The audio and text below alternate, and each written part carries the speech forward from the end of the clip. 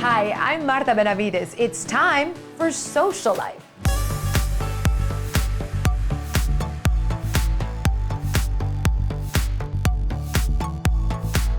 Coming up, staying on top of our mental health. We are visiting with two experts from Tropical Texas Behavioral Health on the importance of maintaining mental wellness. Spreading diabetes awareness. A discussion with a member of the RGV Diabetes Association is also on its way. Plus, a summer ceviche like no other, but the key ingredient can only come from Texas. It's all minutes away, so stay right where you are. Socialife will be right back. McAllen feels different today. National emergency is changing everyday life in a place known for being social and open. But changing how we live doesn't change who we are, a community that makes the most of each day. We're still closely connected, even at a distance, working to make McAllen safer today and stronger tomorrow. Together, we'll look forward to the day when this emergency has passed and new reasons to celebrate begin. Until then, we'll make the most of McAllen.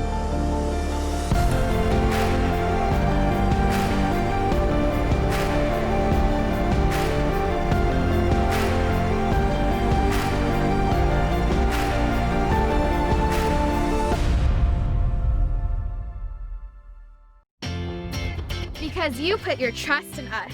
Lone Star National Bank is now one of the largest community banks in Texas. Our success is based on always placing the needs of our community first. That is what we do, growing hundreds of local businesses, transforming South Texas, Supporting area charities. and believing in the people of South Texas. Together. We do what the little banks can't and the big banks won't. Lone Star National Bank, the Valley's bank. So it's good to see that whenever we travel as Texans, when we travel to other parts of the country and we travel to other countries, it's interesting when somebody asks you where you're from. You know, what Texans generally do is they'll say, we don't say we're from the United States, we say we're from Texas. And lots of times I'll say I'm from Harlingen, Texas, or from the Rio Grande Valley, and you'll run into somebody. So during this difficult time that we're experiencing, it's good to know that Texans are taking care of Texans. And if I had anything that I wanted to say or share with your viewers or your readers, and that is that we're very grateful that, and it's good to see that during this difficult time, we're taking care of one another. And that's what Texans are known for, taking care of each other. So to your readers, thank you for all you're doing. Martha, thank you and your staff, and for continuing to have this dialogue with all of us. It's so important for us to share the messages that we're able to convey to your readers and to your viewers. So thank you for all you do. Thank you so much to our good friend and Texas Workforce Commissioner, Mr. Juan Alvarez, for leading in these uncertain times. Not knowing what tomorrow may bring can add a lot of stress, anxiety, and fear to one's life. This ultimately can have a huge impact on our overall health. So today, we wanted to focus on mental wellness. And for that, we bring in two experts from Tropical Texas Behavioral Health. I would like to welcome Mr. Terry Crocker, the CEO, and Dr. Daniel Gutierrez, the CMO. Gentlemen, welcome, and thank you so much for making time for Socialife. We appreciate it. Thank you. Thank you for having us. This is a hard subject to approach. So many of us have a really tough time admitting when we're not feeling well, when we're just not doing okay. Why is that, Dr. Gutierrez?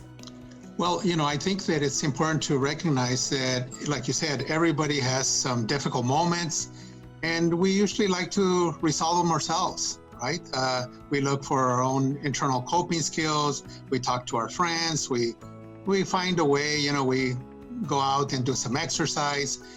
We find ways of coping with whatever might be troubling at the moment, unless it becomes overwhelming. And if these feelings all of a sudden don't let us sleep, they stress us out continuously, we're having stomach problems, where we're having to take Tums all the time, and we feel a sense that something is not right, then this is where we have this option.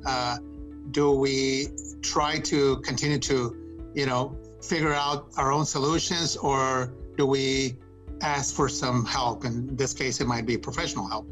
Tropical Texas Behavioral Health is here and has been serving for many years. In fact, my understanding is that you serve 37,000 individuals across the valley from Cameron to Hidalgo County, Mr. Crocker, and you have been with TTBH for over 17 years. So we know that there is a great need. Can you explain some of the services, some of the support mechanisms that are in place to offer these individuals the help that they need?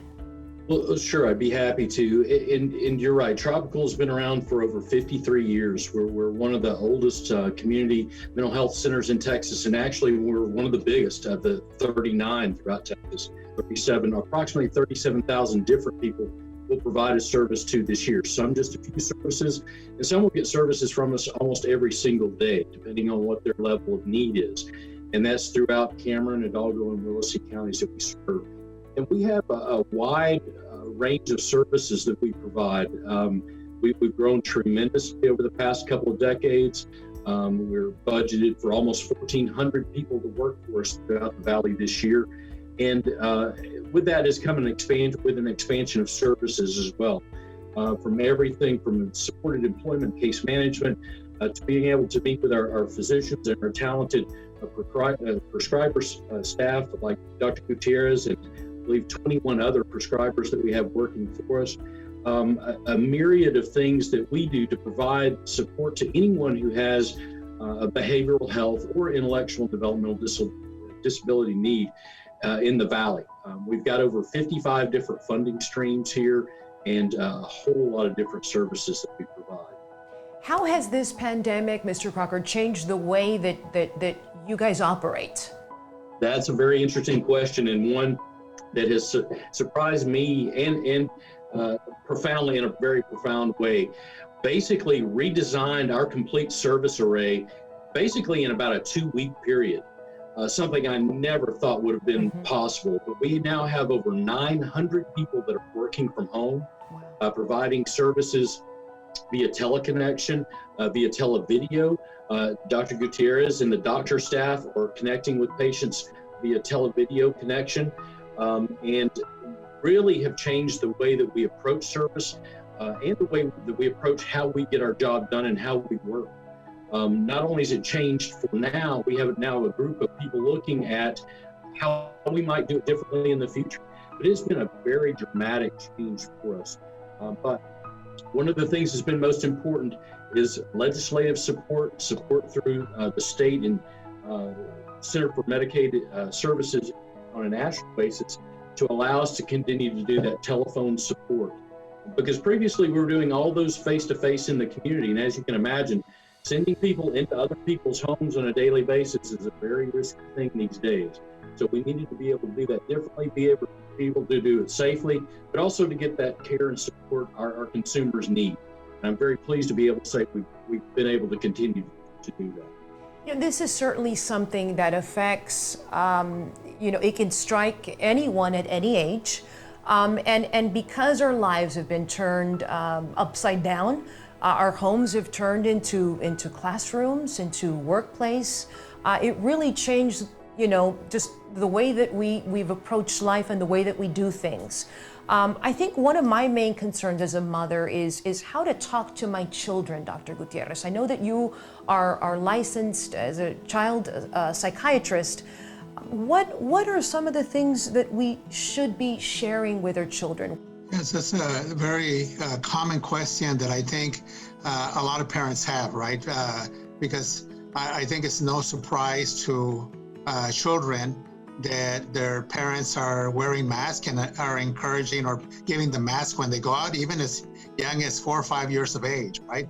So I'm very surprised when I walk out sometimes in my neighborhood and I see 4, 5, 6-year-olds with masks on riding their bicycles, right? So I think this has really changed to a certain degree our culture in the way we do things that we would have never thought about doing. So I think some of it, to answer your question, is I think kids are aware it's hard not to be aware that life has really changed for all of us. So I think how much you talk to your kid, it depends on their development. I mean, if you're talking to a 4, 5, 6-year-old versus a 10-year-old versus a 17-year-old, they're at different developmental stages and how they comprehend information. I think for the young ones, what you really want to do is reassure them, right? You'll take care of them, you'll be there.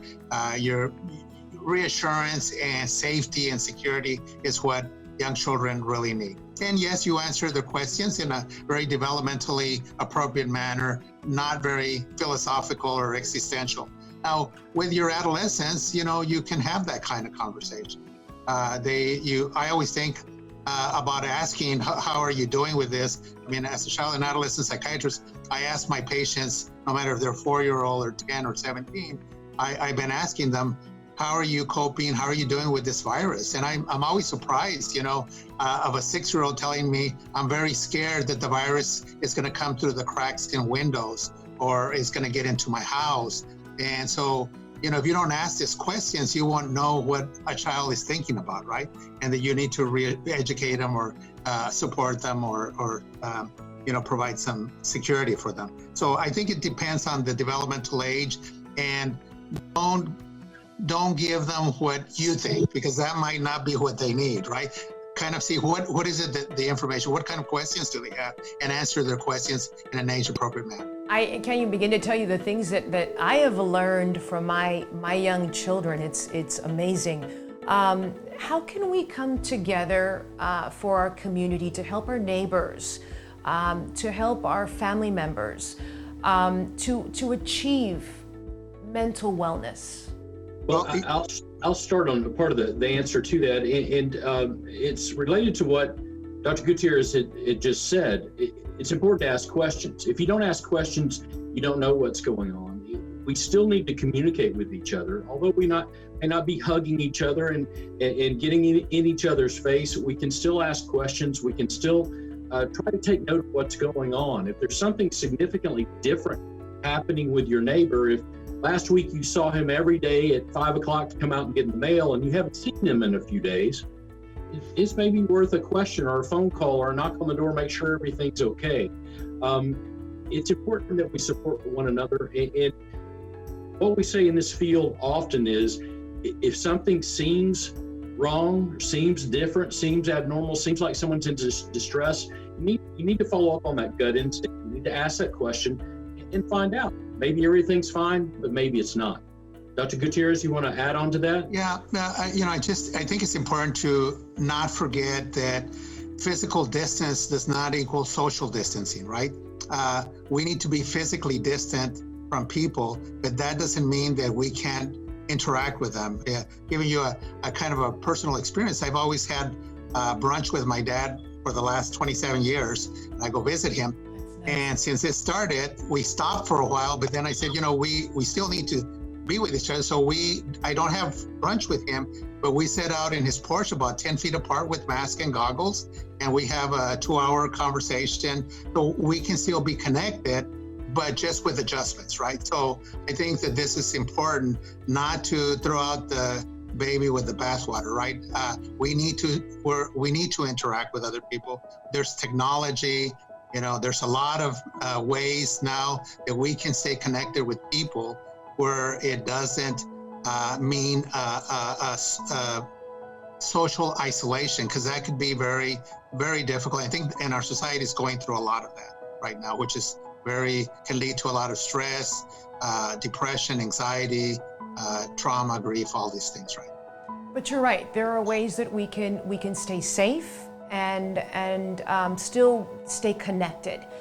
If someone is watching right now and feels overwhelmed,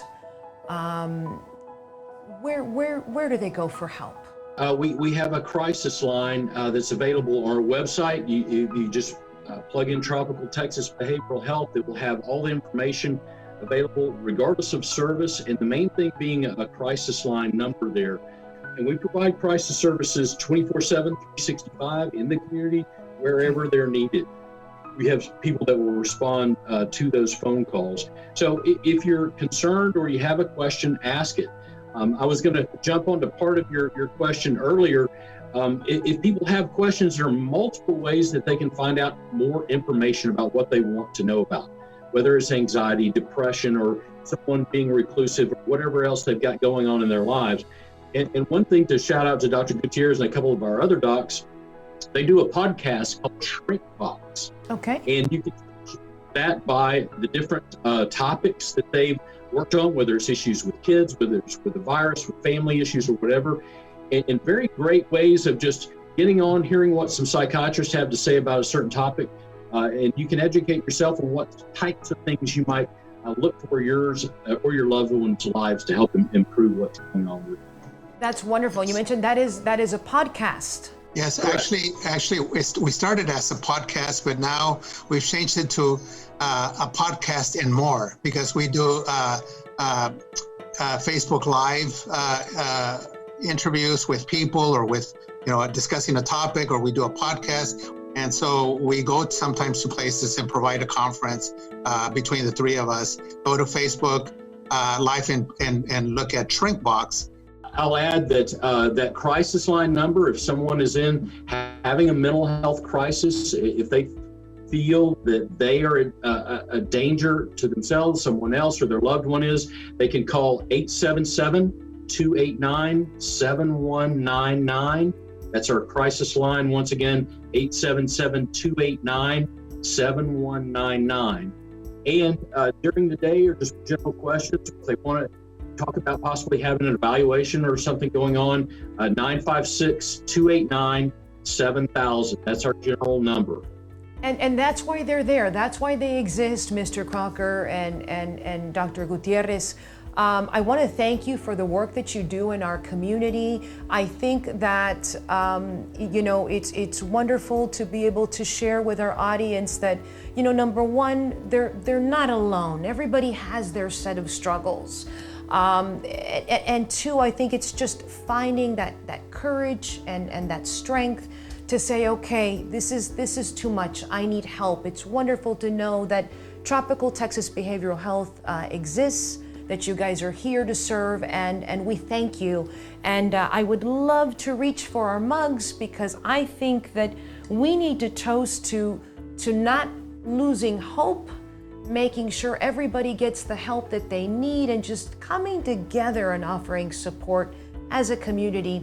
Thank you so much for helping us understand mental health better, and to achieving mental wellness. Salud, Mr. Crocker and Salud. Dr. Gutierrez. Salud. Thank you so much. Our pleasure. Our pleasure to be here. Thank you for. Appreciate you so much. And coming up, we're going to continue our conversation about health, this time with a member of the RGV Diabetes Association. So don't go away.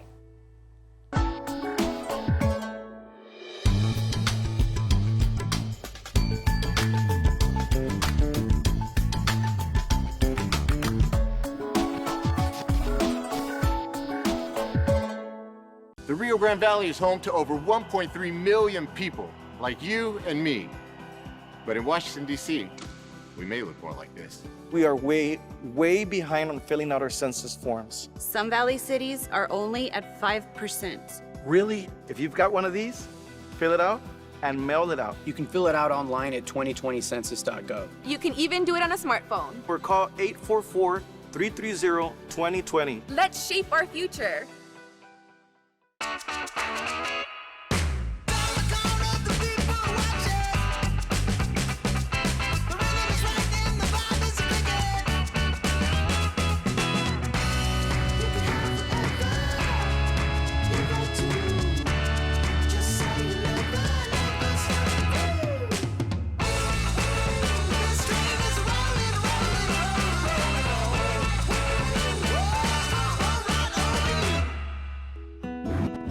Spreading diabetes awareness. It's what the Rio Grande Valley Diabetes Association does all across the valley. And today we want to welcome our friend, Dr. Andie Gonzalez with RGVDA. Thank you so much for joining us, Dr. Gonzalez. We appreciate your company today. No, thank you for having me. It's an honor. So you service so many families across the valley. And I think one of the things that I am now understanding about RGV Diabetes Association is that it's not just for people living with diabetes. You are educating and trying to prevent diabetes across the valley. So we are a organization that is an independent and local nonprofit to be able to bring awareness to diabetes. And as I service as a board member and chair of education committee, we've done numerous things. I'm very proud to be part of this team, of this organization. And one of the things that we've helped develop is a camp for obesity for children over the summer. This is something that from the diabetes component, they've been doing every summer, but the obesity component, we're going to be looking to start off summer 2021. You're starting the education at a very young age. And I know that your programs focus a lot on nutrition. Can you elaborate a little bit on the work that you're doing with children? Yes, for sure. The RGVDA has really focused on, early detection and awareness. And so through our children, right, just how do we incorporate diabetes management in schools, the prevention camps that we just talked about as far as diabetes awareness, the obesity camp, and then also outreach programs. So for example, because of COVID, we've have found different ways to engage with our community. And one way that we're doing that is the Cooking with the Stars of Hidalgo County, where we bring in doctors, we bring, to come get interviewed. We also have a dietitian that comes in and supports as a way to get communication out to our community members. And as I shared, this goes across the lifespan, right? So we touch children all the way to the elderly. And our hope is that we're bringing up that awareness, giving them the tools to be able to either prevent diabetes or even manage diabetes, because we know that it is a risk already in our culture here in the Rio Grande Valley. And our hope is that we continue to be on the forefront to be able to address some of these health concerns. So you're doing this virtually because obviously this health crisis has affected and really taken a toll on how you do fundraising. I know that you'll always do the annual Dancing with the Stars. And so how do we help you? How do we allow the community to continue helping the RGVDA? Dr. Gonzalez. No, for sure. One way that they could do it is by connecting with us. We have our phone number that you can connect with us directly. That's 956-318-1900 for direct communication to get somebody over the phone. But for partnership opportunities, we're always looking for different ways because it is a nonprofit. So we always are seeking partners that could help us bring our goals to life. And the other way is just through our, social media channels, right? We have a Facebook, we have an Instagram, and also our webpage that they can connect with us directly. Why is it so important to spread awareness, Dr. Gonzalez? Because I think a lot of people get very confused with type 1 and type 2. Can you explain the difference? Yeah, so when we think about type 1 diabetes, mostly occurs in young adults. And so that oftentimes is like the indicator of the difference. One of them, like I said, happens early on, at an early age. There's some statistics as far as that it is most common in Caucasians, and then those of Latino or other backgrounds, it's a little bit less. And when you think about type 1 diabetes, it's an autoimmune disease, meaning that the pancreas is no longer producing insulin, right? And so they have to really manage their carbohydrate control a little bit more closely than your type 2 diabetes. So your type 2 diabetes mostly happens in adulthood, but I can tell you that because of our high risk, that is changing even today. We're having a lot of complications in our community, and the RGVDA is trying to address those concerns and prevent them from our little ones having that predisposition for diabetes. And, like I said, this accounts for about 90 to 95% of our population. Statistics once that was told to me that 1 in 3 Texans will become diabetic or be diabetic. How do we change that, Dr. Gonzalez? What kind of advice can you give our audience members?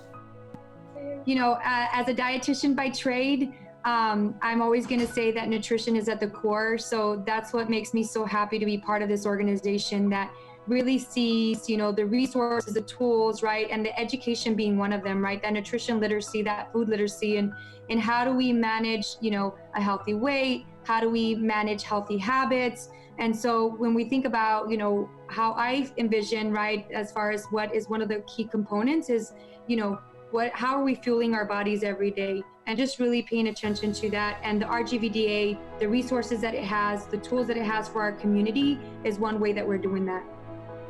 What kind of advice are you giving those who are living with diabetes right now and how to manage it, especially during this time right now, Dr. Gonzalez?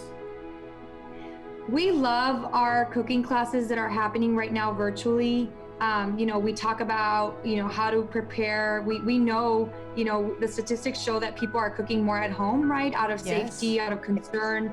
And so, I always like to joke around, but I always say that people are getting their utensils and kitchen utensils that have a little bit of dust and out, and they're, getting these basic skills back into the kitchen, learning how to prepare these, great recipes. And would be my recommendation is like, connect with us. Let us share recipes. Let us share insight because we know the complications of diabetes. We have experts on our teams that could really help, manage your diabetes in a way that could either, help you feel better and also just, having that support. At the end of the day, oftentimes that's what, especially during this critical time, is that you need that support to help with, medication compliance, making sure that you're eating right, and then other factors as well, right? So we're all dealing with stress. So, just having that support, that network really helps, patients and members just really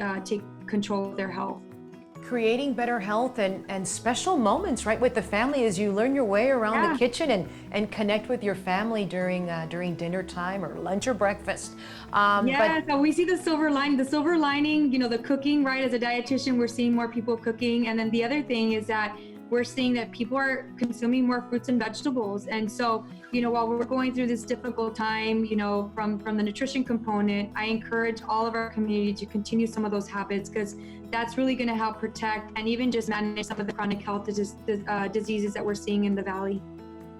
It's important to create better health habits. I know that I'm guilty sometimes, and we really need to improve our quality of life. Yeah, it's all about balance. It's all about balance. And I think, the issue lies when there's not a balance. Thank you, Dr. Gonzalez, for being so wonderful. And to all of you at the RGV Diabetes Association for the beautiful work that you do to educate us every day. We are so thankful for you, and we wish you all the best. Stay healthy, stay well. We look forward to talking to you about future events and things that you guys are doing for our community. Thank you so much. No, thank you for having me. And coming up, a ceviche like no other, and the secret ingredient only comes from the state of Texas. We'll be right back with that delicious recipe. In McAllen ISD, students are engaged in viable and enriching lessons thanks to a seamless transition to distance learning. We have the tools and know-how to maintain your child's education at a high level of rigor. Register today. Call 687-6473. Hey folks, welcome to the Patio in Guerra. My name is Ruben Garcia. This is our Chef Joey Morales. ¿Qué tal? Buen día. So today we're going to show you how we prepare our snapper ceviche, which is our most popular and favorite appetizer. So Chef, let's get started.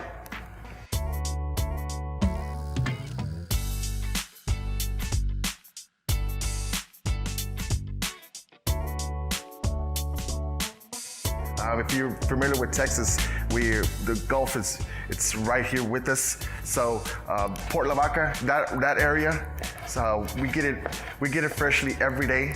It's caught between 12 and 4 a.m. We receive it that same day between 12 and 2 p.m. just depending on the quantity. We only use fresh snapper for our ceviche.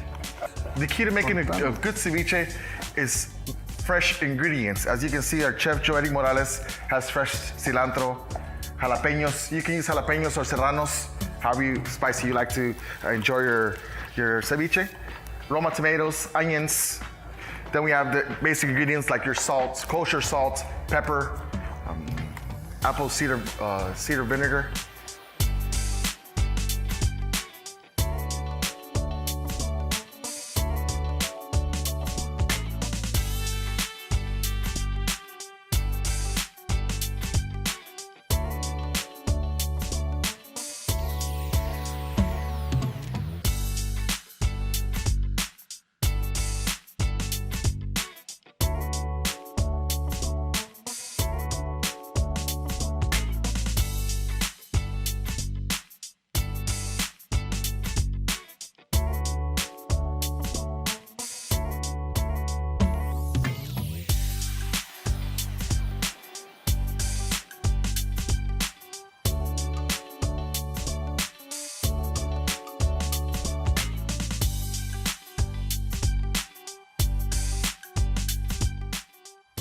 And as you can see how fresh the ingredients that we're applying to the ceviche, that's the main focus that you want to focus on making a ceviche, a great ceviche like we do it at the Patio on Guerra.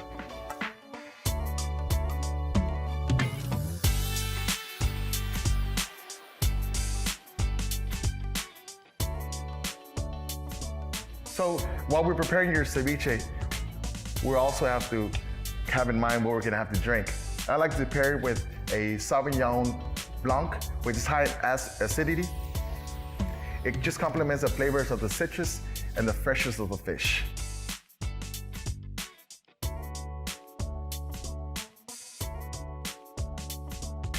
Ceviche is ready, time to be served. Oh, how I love that ceviche. We want to thank our friends from the Patio on Guerra. Also, a great big thanks to our special guest from Tropical Texas Behavioral Health, Mr. Terry Crocker and Dr. Daniel Gutierrez, Dr. Andie Gonzalez with the RGV Diabetes Association, Texas Workforce Commissioner Juan Alvarez for his message of hope, and Deutsch Deutsch, especially you for joining the conversation. We're so thankful and we look forward to doing it all over again next time. We leave you now with the art of socializing.